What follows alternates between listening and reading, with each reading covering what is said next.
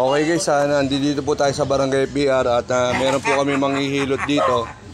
Yung mga nakakaramdam po ng mga side-side ng katawan.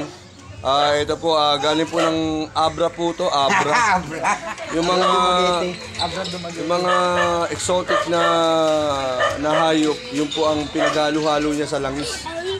Yan po. Ito po si Abet. Ayan. Ito po yung mga customer niya, dito, mga lalaki ng katawan.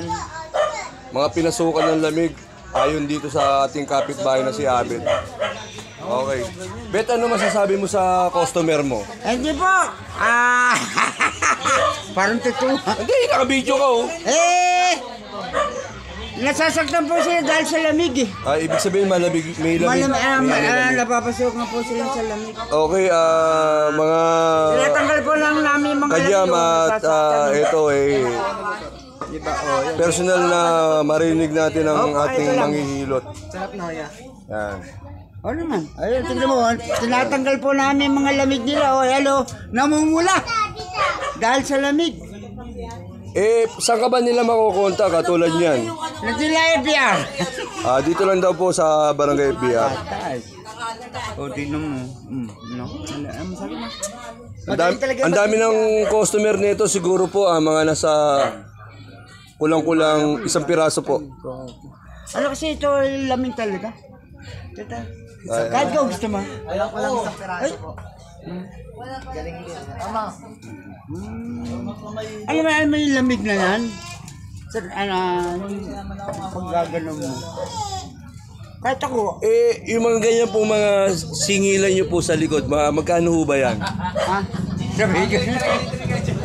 Hindi, okay lang. O, tignan mo naman. Ano ba to? Presyo bang pangkapit ba? O meron ba kayong presyo talaga? Ano mo? Sasaktan mo. Ano daw? Presyo daw? Ano daw? Siyempre mga... Wala po presyo. Eto po, kusang loob daw po. Kaibigan lang. Presyong kaibigan lang daw po. Wala naman dapat eh. May hilot na katawan mo, mababali pa po. Pagtagin ng Sabado lang, Linggo. Nangyari, Bet. Tapos na? Ayun o. Ito po gamit niya. Ayan o. Epikin oil. Epicacin oil po ang gamit niya.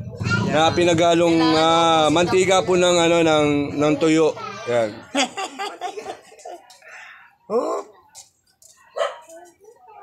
Ang tagal naman niya.